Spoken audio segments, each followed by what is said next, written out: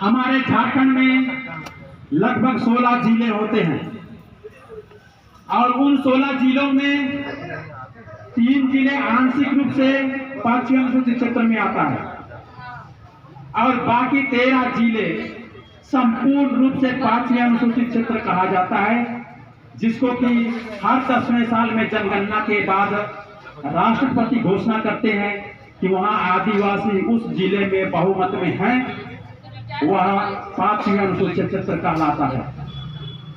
और वह 5वीं अनुसूचित क्षेत्र जो राष्ट्रपति के द्वारा घोषित किया जाता है, वहां का मालिक, वहां का अधिकारी, वहां का शासन प्रणाली 5वीं अनुसूचित क्षेत्र के अनुसार आदिवासियों को ही जाता है।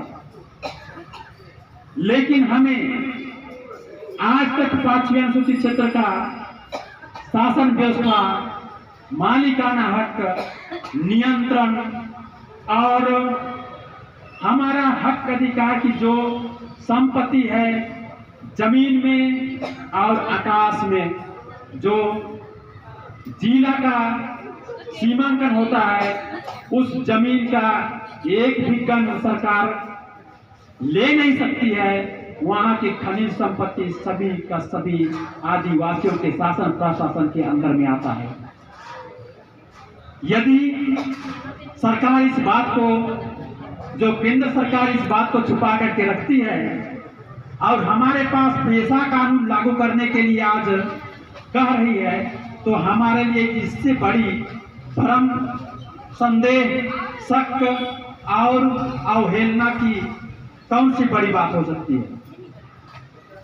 हमारे झारखंड में आज तक आदिवासियों को उनका शासन प्रशासन नहीं मिल पाया। अभी पेशा के माध्यम से हमारे झारखंड में कानून चलाने की बात हो रही है।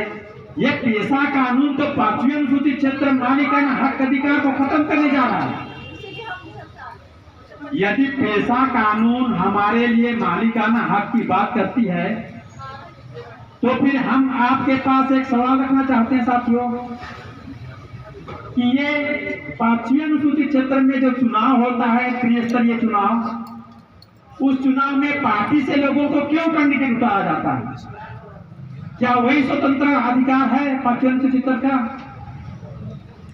5वीं अनुसूचित क्षेत्र कोई सरकारी नियंत्रण में नहीं आता है, ना उसमें सरकार का दखल हो सकता है।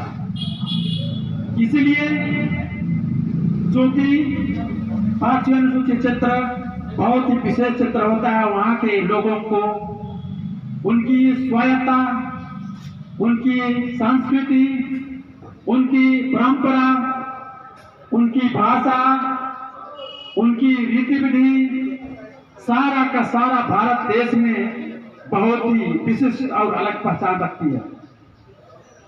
इसलिए भारत सरकार को इस मालिकाना हक अधिकार